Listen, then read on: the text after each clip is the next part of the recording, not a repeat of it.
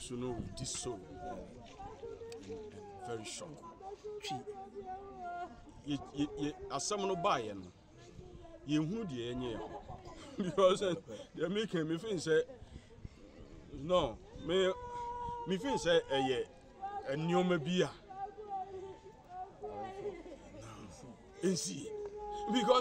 because John, you know, John in 2 weeks. Dr. John Kumani constituency. In 2 weeks. Dr. John Kumaba constituency more. Say Obana se wade Obebano or Kwa as what DMT and Echo. Just a one who know, just a one maho. When you are bar, Bema, or a day. And the same way I told ye a just just say, you knew dear bay. You knew dear bay.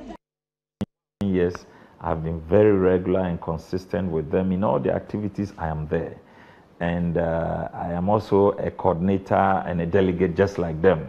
So their joy, I see it. Their disappointments, I feel it. Their sorrows, I know it, and they also trust that I am one person who can bring a lot of changes in their circumstances, and I'm prepared to take that mantle and lead. Have you told them some of these changes that you want to bring on? Your message to them is what? My message is a message of hope. It's a message of a new dynamism in politics in Ejuso. And we want to use that as a platform to take on where we are now and to carve a different path for ourselves as a country. We cannot do the usual things we do every time and hope to have a Ghana beyond aid. We need to have a new crop of young politicians who believe that we can take our destiny into our own hands and carve a path of hope for our destiny as Ghanaians.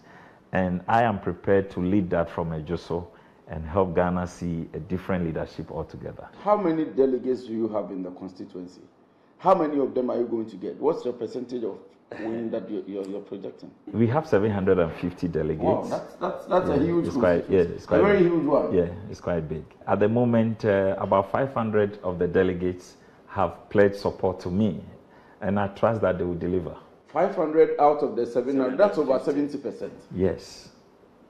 Yes, that's well, but you know, this is politics. You remember Sir John's statement? Fear delegates. Well, it is true that you must fear delegates, but when you serve them, when you show them enough respect, when you show that you understand what their desires are, they will always go for you. So yes, I agree with Sir John to fear delegates, but I also believe that there's more to this fear. When you are able to show that you understand them and you are ready to offer them leadership, they will go with you. I see that you have identified so much with the people. Yes. They are your people, you are their man. Yes. You move with them, you eat with them, you do everything with them. And then we see the outside campaign as well. But is there any specific projects that you would want to talk about that probably you have in background? There are lots of times we see, well, a son of the constituency like yourself who is occupying a position like this. Yes. Is there anything that we should know? Yes, there are so many interventions that I have. Oh, one may be a Juma, aye. I might be a Juma pa until I had the in uniform or no sin see a form until I win the Yamia and passing me an amiable. A boy bear, 3:30 and yet is honorable. I can't know. I say, Yati and a young cassa. I say, Yakra and you knew some or Yale ya. In perfume, I taste honorable. Ye, pa, say, I surely had the young cassa. Honorable.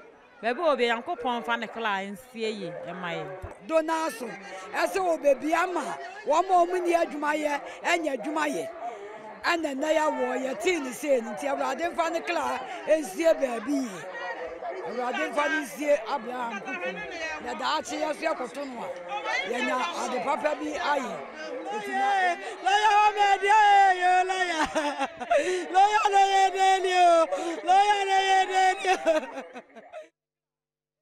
The atmosphere at the finance ministry, the entire Jubilee House and the entire country has been thrown into a somber mood. We're still in shock. We're still in disbelief following the announcement of the death of the Deputy Finance Minister, John Ampontua KUMAH, who is a member of parliament for the Ejisu constituency. I mean, this is a gentleman. I mean, he was just 45 years old. This is a gentleman who we were both at University of Ghana, Legon together. He was someone who was very politically active, a very nice guy. But on Thursday, we heard his untimely death, and everybody stood in a state of shock. I mean, it's like, how, you know? But it is what it is. John KUMAH is no more, and we intend to use the next 5 minutes, or the next 10 minutes to eulogize him. You know, some of my guest who was already seated here have some fond memories of him. I do know for a fact that the Member of Parliament for Tamale Central, who the indefatigable, hardworking Member of Parliament for the Tamale Central, the Honorable Murtala Ibrahim Mohammed, is you know, one of his closest friends. They go way back. Campus. They were, of course, they were on the other side. John KUMAH was, of course, obviously on the MPP side. He was on the NDC side. But, of course, students' politics, it would not be overtly said, but you could actually tell. They slugged it out when they both, you know, at the SRC elections level and so on and so forth. And so, I mean, it's a massive blow. It's a massive blow. He was a wonderful chap. But anyway, so let me introduce my resource persons. Some of them have joined us. One more person will be joining us shortly. The Honorable Murtala Mohammed is the MP for Tamale Central. He's already seated. Good morning, sir. Thank you very much for joining us. And assalamu alaikum. Yeah. Yeah. And I oh, sorry, your microphone is actually off, I'm told. Wa alaikum salam wa rahmatullahi ta'ala wa barakatuh. Let me also say a very good morning to Mr. Palgrib Washidankwa, who is a government spokesperson, but more to do with governance and security matters. Good morning, sir. Thanks for joining us. Good morning, Moro. Thank you for having me. Thank you. And I think it's perfectly understandable why you're in black, especially the MPP. Of course, Ghana is mourning, but especially the MPP, because he's from your stock, basically. I don't know whether you have any fond memories of him. If you have anything you want to say about John KUMAH. I don't know how close were you with him? Well, a very good morning to you, Moro, to my senior, Murtala Mohammed, and to the viewing Ghanaian people.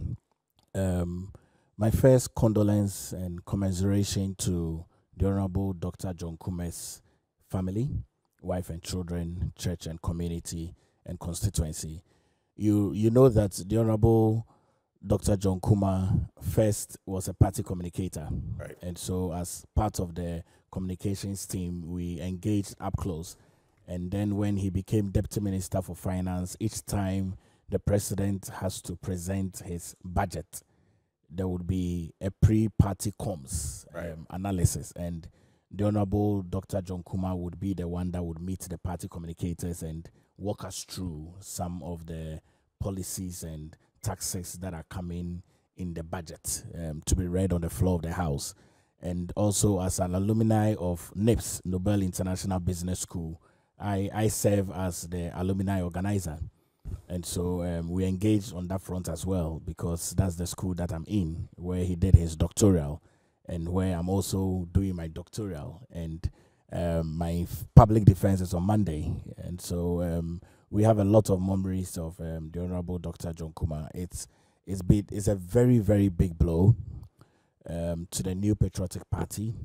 It's a very, very big blow to the Christian community. It's a very, very big blow. Definitely. I'm actually told he's a minister of God. He is a minister. His wife as well is an apostle.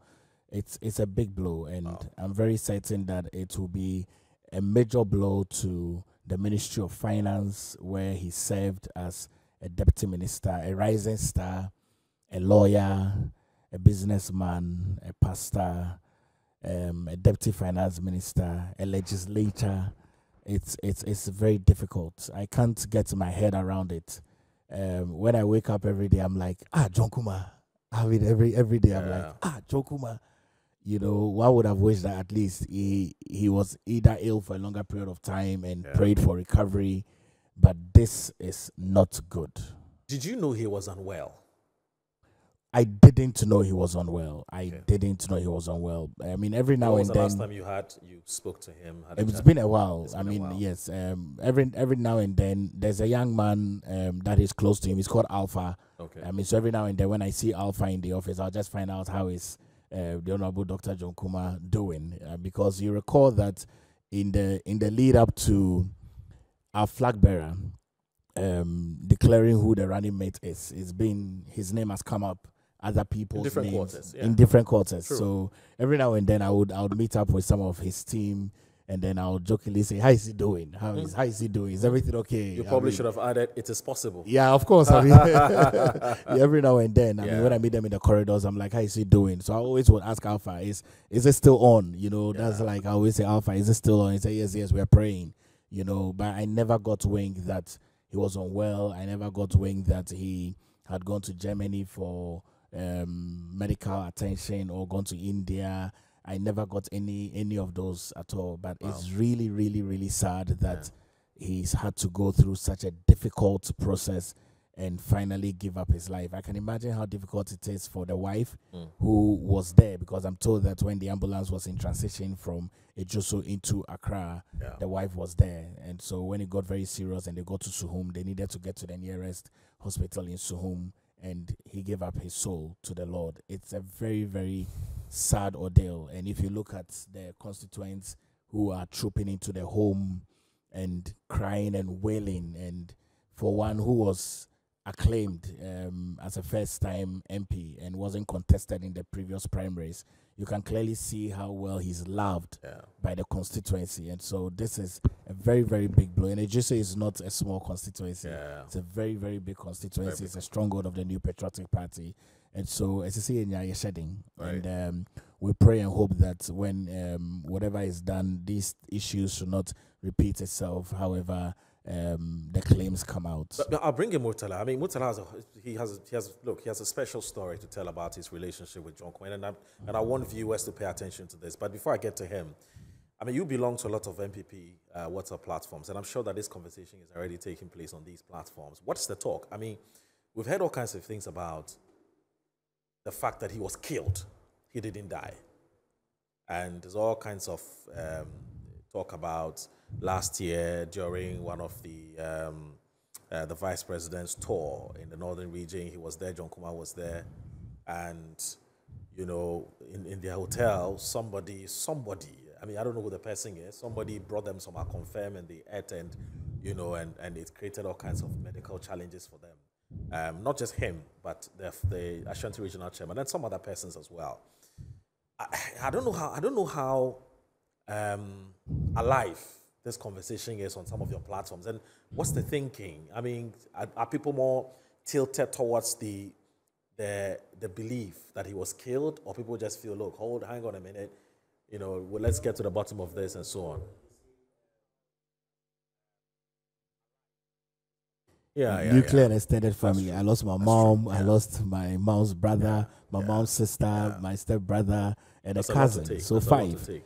And it would be difficult for me to align my thoughts towards some of the post issues that are happening. Right. But what I would say is that, having observed firsthand postmortem being done, especially on my uncle when he died, I would say that it would be important for us to wait for a postmortem to be done by the family, and if the family so wish, declare that to the party or the nation, then we can be able to ascertain all of these rumors that are happening.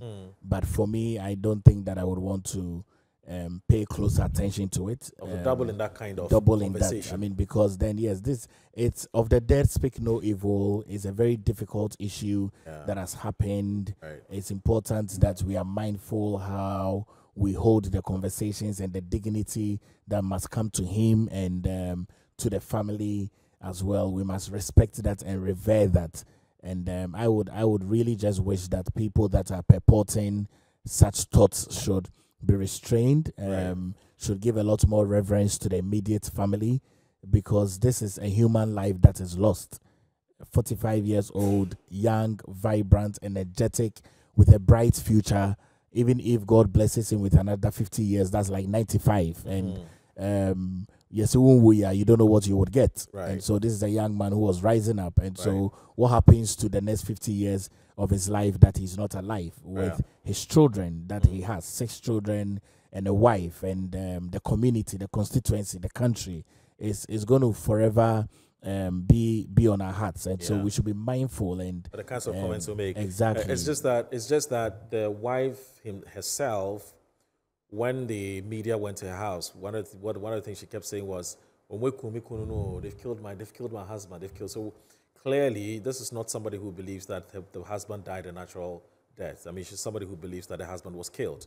In fact, she has asked that the police invite Captain Smart of Onua FM to help in investigating some of the claims that Captain Smart has made about the fact that he's been killed. In fact, Captain Smart is going ahead to make all kinds of prophecies about, and I'm using prophecy here in quotes, about the Honorable Energy Minister as well, and so on and so forth. So it appears that whole conversation about the circumstances that led to his death and the fact that he was killed is something that is very much alive. But I understand what you're saying. Yeah, but I mean, you can imagine the number of calls that many of us are getting, especially as young, promising politicians. I mean, lots of calls of guidance, of be careful and all of that. So we don't want to cause a fear and panic on anybody and everybody around. So really. Understand you. But clearly, I mean, this is cause for concern. It is indeed. You know, because there's this talk about the fact that, look, if it's beginning to look like if you're a rising star within a political party,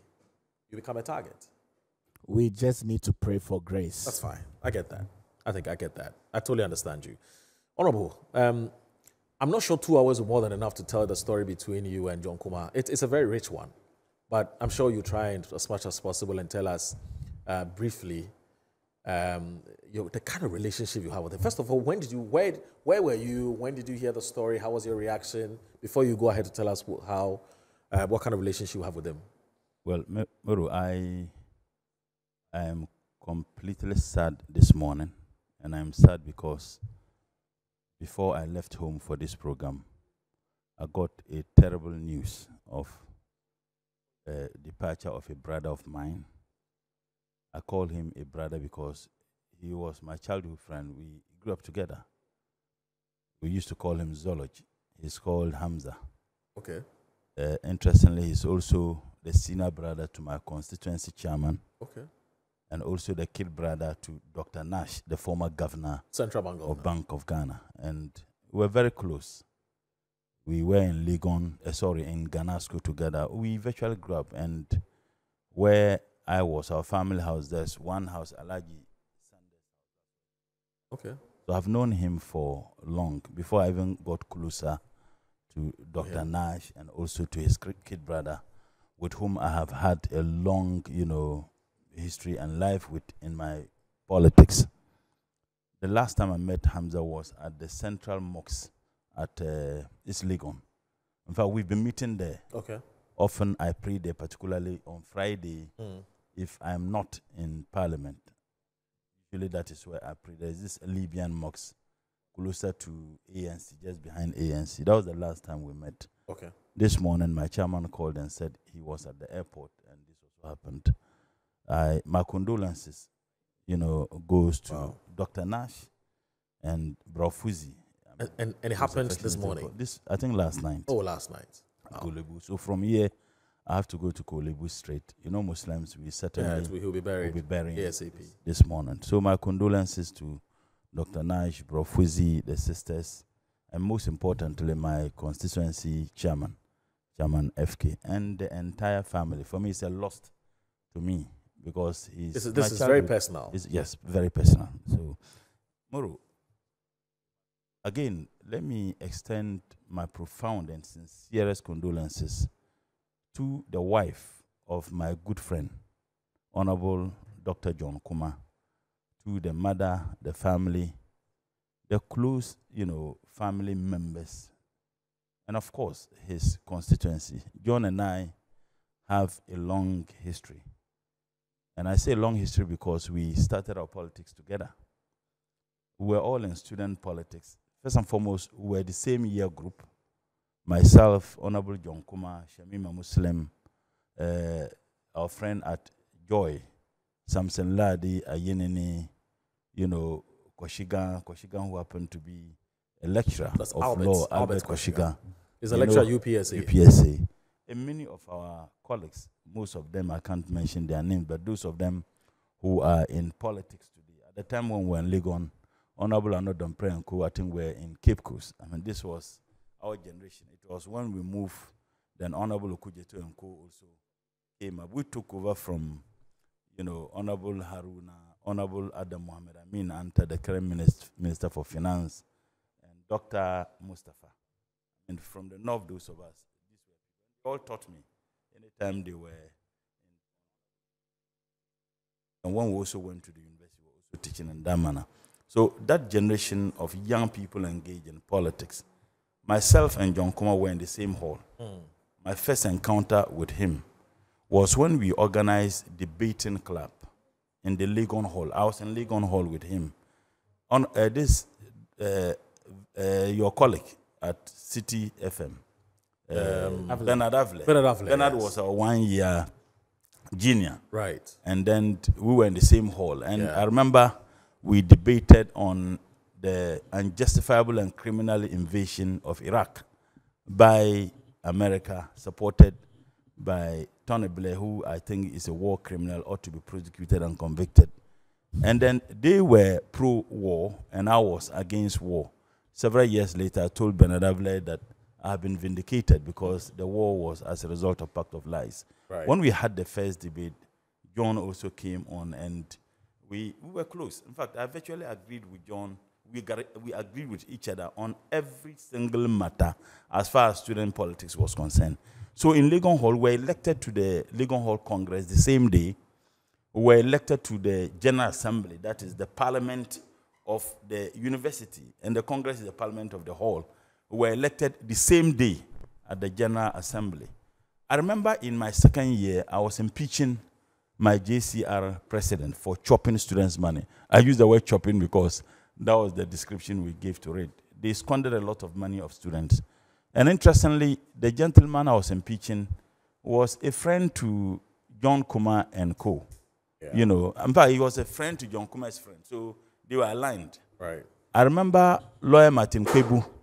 Martin Kwebu was the lawyer to the gentleman I was impeaching, and Honorable Agalga was my lawyer. We were in court for 1 year. In fact, student court for 1 year. The reason why I'm making reference to this is that when we went to court, Martin Kwebu, in addressing me as the plaintiff, would say Ibrahim Mutala, and I say the name is not Mutala, the name is Muritala. Yeah. So anytime John KUMAH sees me, even until his demise, anytime he sees me in Parliament, say the name is not Mutala, the name is Muritala. You know, so we're that close. And when I was impeaching the JCR president, after the impeachment, I led, I think, the first demonstration. We're told that was the first time Legon Hall there was any demonstration. Because Legon Hall was described as some Dadabi hall. I mean, a hall you hardly, you know, see anything like demonstration. So when we led that demonstration, it was so tense because water was not flowing in the hall. Yeah. There are a lot of things that the university we felt. Yeah. The hall, you know, failed in providing. So when I was mobilizing people to engage on this demonstration, the first person who came to join me was Honorable John KUMAH. Yeah. And I remember we demonstrated from Legon Hall to Radio University. Yeah. I spoke and I called John KUMAH to also speak because I didn't want it to be like me because it was so scary to organize demonstration in Legon Hall. But I didn't care anyway. John had the courage to come and also grant an interview. You know, he granted an interview to the cause of the demonstration. And when we did that, the university called me and I invited John KUMAH. Okay. We had a meeting, and the problem for which we staged the first demonstration of the hall was addressed. They started providing, you know, water reservoirs and cleaners all the time. And for me, that was a positive demonstration because it yielded the positive results for which we embarked on the demonstration. Okay. The only place we parted was when I was impeaching their very good friend. Right. So John and I have come a long way. We contested SRC elections together. True. John contested with a gentleman called Abebe, who was very popular. Abebe was like, he's in the U.S. Army today. John KUMAH and Abebe. Abebe was like a girl's guy. Yeah. You know, so John KUMAH was riding on Abebe's popularity. You could not win elections without having the support of the ladies. True. So everywhere, and I was contesting with Albert Koshiga. Right. So everywhere we went, John KUMAH would say, once again, it's John KUMAH and Abebe. So any statement John KUMAH made, he would make reference to Abebe so that he could have the support of the ladies, you know. So anywhere he sees me, even in Parliament, the name is not Mutala, it's Muritala. And I'll say, once again, it's John KUMAH and a baby. I also remember when we wanted to investigate the spending of students' money by the SRC under a gentleman called Ekpa Enyinam Ekpa. He was the SRC president. At the General Assembly, John was the first person who rose and nominated me to lead the investigation. And everybody agreed, it was unanimous. But he made certain statements, which I always make reference to. He said, look, I am proposing Mutala leads it because he's incorruptible, he's honest, he's firm, he's not afraid, we think that he can lead it. These were the words of John KUMAH. And to be very honest with you, I remember my good friend Samson Ladi was also there. He was in General Assembly because he was the JCR president of Ekwefu Hall. So all JCR presidents of the various halls were automatic members of the General Assembly. And when John made the proposal that he thinks that I should lead the investigation for the squandering of students' money, these were the words, and I'll forever remain grateful for that confidence. So we led the investigation, and the consequences, I wouldn't have much time to talk about it, but it yielded, once again, some positive results. I also remember, Moro, we wanted to lead a demonstration by the university. And I did everything. That demonstration, John had actually cautioned me. Because the faces who were supporting the demonstration, he was a bit worried. We have Lord Hammer. Yes, Lord Hammer. Lord Hammer and Co. were our genius. So Lord Hammer and Co. supported the demonstration. He called, hey, my brother, this demonstration can degenerate, so be very careful. But I was marching on anyway. What scared me, and I have to state it, the prior night to the demonstration, someone came to me and said, Mutala, let's get some kasapraku. Give to the boys, let them drink the following morning, they burn down the school. So when the person, I don't want to mention the name, but you know the person who came. When the person said that, I became alarmed. I said, hey, I called John. You advised me against this demonstration. These are the proposals some of the boys are given to me on this demonstration. And I knew, I mean, a northern student, a very poor boy, if this demonstration degenerate and I'm sacked from the university, that perhaps could have been the end. But we could no longer stop the demonstration. So what we're then doing was to see how we could tame those radical ones among us. And he was very instrumental in that manner. We went for Nooks Congress. He wanted to contest. I wanted to contest. Ekpo was not contesting. Then Dr. Omane Buama had contested the previous year. In fact, this guy, the PNC former national chairman, Bernard Mona was coming from University of Cape Coast, wanted to contest. I was coming from Legon, I wanted to contest. John KUMAH wanted to contest. Omani had contested the previous year as a biological science student on University of Ghana campus, and then lost. The second year, he moved to Kolebu. So we felt that Legon was going to present 3 candidates. Shemima wanted to contest, I think, for women organizer. There's Dr. Amanda. I think it was Women's Commissioner. Women's Commissioner. Yes, Women's Dr. Commissioner. Amanda, who is now a lecturer at Lesiad. So I called a meeting. We had the meeting. We said Legon could not present 3 candidates. I mean, not 3, myself, Omani, and John KUMAH. Yes. So we all said no. And us at that time, we knew who belongs to what political party. Exactly. But when it came to issues of students, to be very honest, the politics was not that much. Even though we knew everybody in Mutala was NDC, John KUMAH was MPP. One thing I can say about John, he was such an intelligent young man. With energy. And I remember that, and he's a goal-getter. Once he sets his ambition on something, he would do everything possible to get it. So we have been very, very good friends. Okay. We were all pretty young at that time, even though I finished teacher training college before I came to the university. I was a bit older, than them, but we're very close. Okay. So to lose such a person, I think it's a big blow. It is a big blow. However, your last question, look, as a Muslims, we don't engage in post-mortem and those things. Because in Surah Al-Ankabut, Allah says that kullu nafsin za'iqatul maut, that every soul shall taste death. And it's a Surah, Quran chapter 29. So, and innama amalu bin niyat, we shall all, from the sun we came, and then from Allah we came, and to him we will go back. As some says that we are from the sun, and then to the dust we go back. So because of that, I am particularly careful to give reasons why anybody dies. I am particularly careful because if I say something that is inaccurate, there's something called Gaibi. You would have known something that cannot be known except by Allah. And if it is not true, that sin is a major sin. And that's why I'm particularly careful. That notwithstanding, the allegations are coming from people closer to him. More so what you just read about the statement that is made by the wife. I think that it ought to be investigated. The information I am picking is that I saw a video where, what even a gentleman said.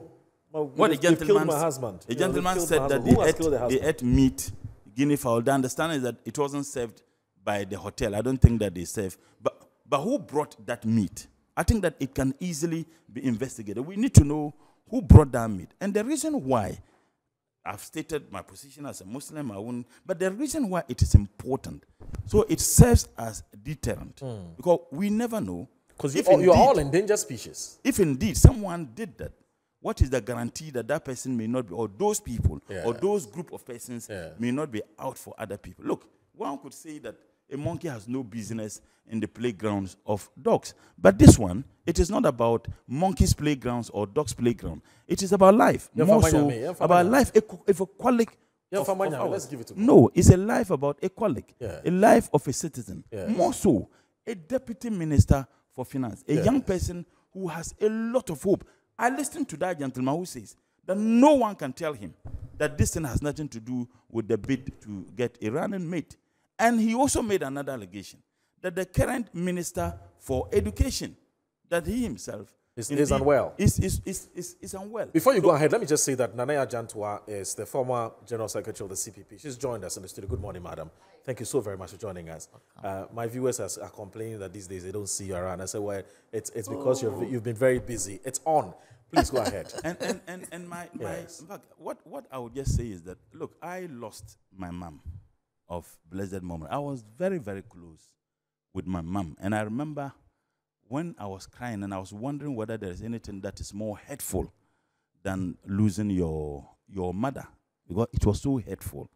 And in fact, sometimes in my private, I think about it, I don't know where tears come from. Everybody who knows me knows how close I was with my mom. But someone told me, who lost their wife, Mutala, I lost my mom before I lost my wife. Nothing is more hurtful than losing a spouse. Yeah. He said, look, even though losing your mother is hurtful, but nothing is more hurtful than losing a spouse. And that I have had interactions with people, women who lost their husbands, and they tell me that nothing is more hurtful than losing a partner. There isn't anybody who understands you, who knows you better than your spouse, for you to lose your partner. So I can imagine the agony that the woman is going through, more so when the man left behind 6 kids. So it is not just a loss to the Christian fraternity. I understand because he was a reverend minister. It is a loss to humanity. It is a loss to young people who have the aspiration to engage in national politics. So the point is, should get to the bottom of this. I think, if I have stated the position as okay, but I'm saying that the reason why sometimes, and if it is permissible in the religions they believe in, and also by law, if it is true that he was indeed killed, okay, I think that we need to be very careful. For me, whether or not he was killed, if you look at the circumstances under which he died, we need an autopsy report. That's all. Yeah, Yamoro. But I'm saying, yes, I agree. That's why I'm saying that it ought to be done. It ought to be investigated. Yeah. I think that this matter should not be left. Because you keep asking the question, who brought the guinea fowl? Who brought the guinea fowl? It's got to be answered. And when the wife, in fact, I have had a chat with some colleagues.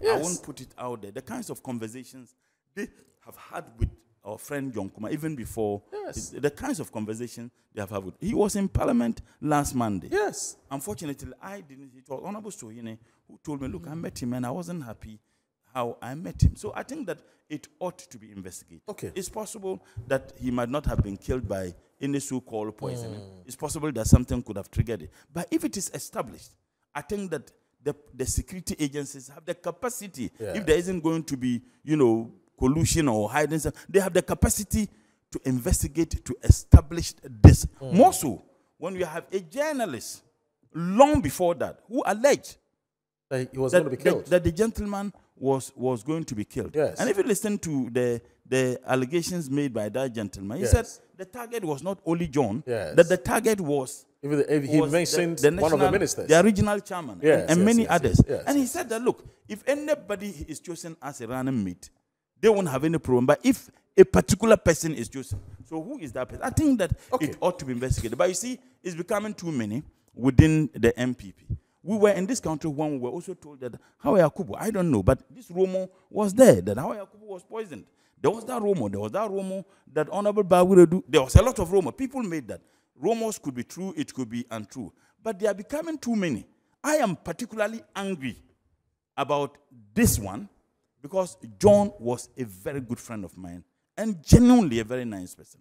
I disagreed with John on many issues, particularly when it comes to politics. But I can tell you, anywhere John sees me or any of our colleagues, John will call. There were instances John will call you. Oh, I'm just checking up on you. So I think that for such a person, life to be ended this way, whether someone did that or not, it is already destined by Allah, that Allah destines it. Okay. If Allah didn't destine it, it wouldn't have happened. But I'm saying that for such allegations to be coming from people closer to understand. him, I get think it. that there is an I get it. investigation. Honorable, unfortunately, it's a very important conversation we could have had till about 10. Unfortunately, we have 2 more topics to look at, and the time is already, it's already 8:40. That's how fast time flies when we start these kinds of conversations. Anaya, you have any brief thoughts on John? Oh, I don't know how closely you were to him. No, I wasn't closely related. I mean, I never even met him. Good morning to my brothers. Yeah, sure. I never even met him, and there were times I didn't even agree with his statements, and I condemned some of the things that he said. But from afar, he looked like a very fine gentleman. Me, for a woman, he was a handsome man, and he was somebody who looked very decent. But you see, Moro, this thing that we are in, this politics, you needn't be careless. Yeah. You needn't be careless. When it comes to your food, when it comes to your drink, when it comes to your social life. You needn't be careless. And if you are not careful, what has happened to John will happen to you. See, at this moment, I'm not going to do politics with it. I'm just saying it is not only in MPP that these things happen. It happens across our political divide. It happens even abroad, within the Democrats, the Republicans, everywhere. As long as you allow yourself. I don't know why everybody is not talking about, if it is truly, really true. There is one to me. Yeah. He is alive. Can he tell us if actually somebody brought them food to eat? True.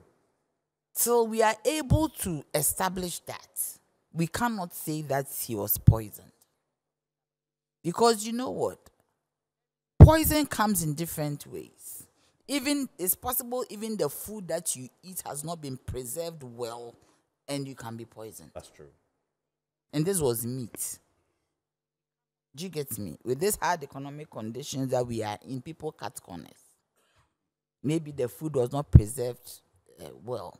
If it is latent poison, and the kind of poison that they give out these days, it affects your organs, and by a certain time it dissolves into the bloodstream, and even when you do an autopsy, you only see organ failure. But the issue is that, what kind of organ failure? Because even when it is kidney disease, people go on dialysis, which makes them well. When I saw his pictures, I was like, what kind of disease is this? It is possible there has been some kind of manipulation in his body from an outside source or element. It is unfortunate, but we are talking too much. We should go straight into action and do some investigation concerning the death of this man. We should not, keep it as business as usual. We cannot lose. No, please. You see, comrade here was saying something. He said that, Allah. The position of Islam. Yes, Allah give. Yes, we are Christians. The teachings are almost the same. Right. But the point is that it's not every time that Allah takes. There are times that Allah hasn't taken and human beings has taken. I like that. By the will of Allah. No. You see, sometimes God gives, we give things to God that every time God. No, but there are times he has not taken and human beings take. Allah did not take the life of Cain and Abel in the Bible. Did Allah take the life of... If he didn't will No, but he was angry. It wasn't his will. Okay, let's just say she disagrees. That's fine. No, do you get it? She disagrees. If it was his will, yeah, he wouldn't have punished the brother. Right. Do you understand me? So there's, for me, Allah has his ways. God has his ways. But if somebody willfully takes your life, you cannot say it's always the will of God. Sometimes it's the will of man. Right. And when it is the will of man, we need to get to the bottom of this. Okay. This is very unfortunate. It is wholly unacceptable. Yes, if he's the running mate, and so what? Who is better than him? He's a fresh face. Nobody knows him. He's not tainted. And if truly he's the running mate, do you kill because he's the running? Besides, the running mate is what? That somebody, even the flag bearer, why should somebody kill because he's a running mate? What's the guarantee you even win elections? What is the guarantee? You are not even going to win. Yeah. So now what is your problem? I spoke to his special assistant, I think one Dominic Dankwa. Derek, if we have it, I think it's about 2-3 minutes or so. That's what the wife, she kept saying. But what did she mean? I got very upset when I noticed that the wife is an Osofumami. That is where you bring God in, because if you are Osofumami, you should be praying and standing with your husband. Yeah. Do you get me? You should be praying and standing behind you. That is the role of the helpmeet. You don't wait for it to happen before you cry. Because where your husband is a slippery ground. So immediately your husband's name was like going round as going to be the vice president. Then you go into proper prayer, warfare. Take it to the next level. You take it to the next level. Enter the forest, enter the mountains, pray. Go to God. Tell him. You see, there are times that even God says somebody is going to die. Hezekiah was going to die. And he prayed to God, and God prolonged his years to 15 more years. Yeah. So, God is there. God also intervenes in the affairs of men. Okay. And we shouldn't let it be like that. We should be very careful how we do things. I am saying it again. My brothers and sisters who are politicians, careful. I beg you, be careful. Lead a certain kind. It might be boring. I lead a certain kind of life. Yesterday, somebody almost told me I'm gay. Yes. No, I beg you. Let's. Let me explain why the person just give me a step. Also, yeah. Because the person said that he doesn't see me, and it's my own brother. My own brother Kojo Boku. He doesn't see me. Kojo, good morning. He doesn't see me with anybody. I go to places alone. All my life he's been monitoring me. I don't go to places with anybody. And I said that you see, you need to walk in a certain life. If you are not careful, you fall into trouble. She's a security couple. She's an intelligence woman. I don't joke with these she knows things. What she knows how to move. That anyway, man will go and collect money. Can we come and finish you. I beg you, let's watch what Dominic Dankwa said. And then let's play. I think it's about 4 or 5 minutes or so.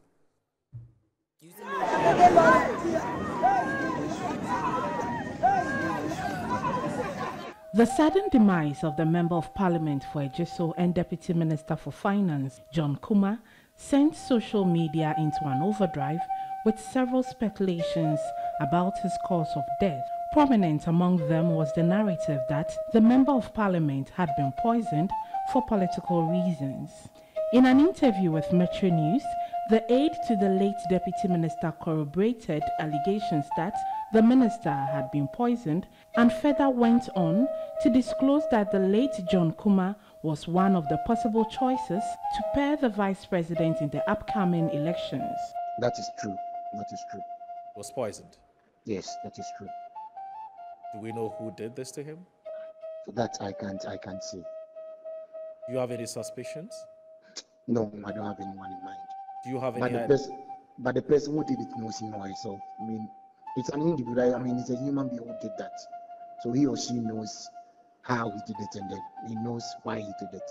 Do you have any suspicions why somebody would want to poison him? Honestly, I can't say that. We all know it. I mean, it boils down on the running mate issues. Yeah. It has something to do with the running mate issue. Sure. Again, how true is it that there were some considerations, there were some discussions about him possibly partnering the vice president who's not a flag bearer of your party for the 2024 elections? Does his name come up in any quarters, in any conversations? Oh, to the best of my knowledge, I knew his name was in consideration. Okay. And he was part of those who were tipped to be with Dr. Mahmoud Bawumia come 2024 December elections. He went on to narrate the events leading to the death of the late minister. Dr. John KUMAH came to the constituency last Tuesday evening. He said he wanted to be part of Ghana's Independence Day celebration, which was yesterday. But in the morning, he told us he can't make it because he wasn't feeling that well. So the constituency chairman represented him on that occasion. Later on in the day, we called his personal doctor who came from Accra to be with him and then started treatment. So we were supposed to go back to Germany this evening. So this morning, the idea was that he was going back to Accra so that this evening he can fly off to Germany to continue with his medication. But he got so weak that he couldn't walk. He was so weak.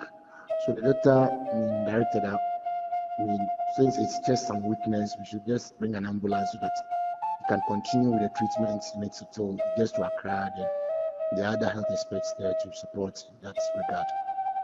So his wife was in the ambulance. Then some of our members were also in his car and other cars which followed. So we were monitoring. But it got to a time around 12 thereabouts, we were calling and no one was speaking. So later on, called his elder brother. Then once he answered, the atmosphere around it told the whole thing. All that he said was, "Ali." So that was what happened. That was when they got into Sugun. When they got to Sugun, they realized that his condition is deteriorating. So they rushed him to Sugun Government Hospital. So when they went there, he just passed on. Apart from being a politician, John KUMAH was also a businessman, preacher and a lawyer, and served as the Chief Executive Officer of the National Entrepreneurship and Innovative Program. Well, that was the interview I had with the special to John KUMAH. He's called Dominic Dankwa. He was actually confirming that his boss was poisoned. That, according to him, he confirmed it. And he said it has everything to do with the running mate competition. And so he would do everything possible to make sure that the state gets to the bottom of this because it's unacceptable. That's what he said. This is somebody who's always with John KUMAH. Dominic is a very popular chap. If you know John KUMAH, you know Dominic.